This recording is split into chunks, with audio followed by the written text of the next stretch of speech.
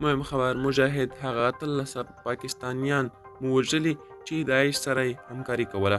سلام ستړي مه شئ، وخت مو بخیر، ښه راغلاست زموږ یوټیوب چینل ته.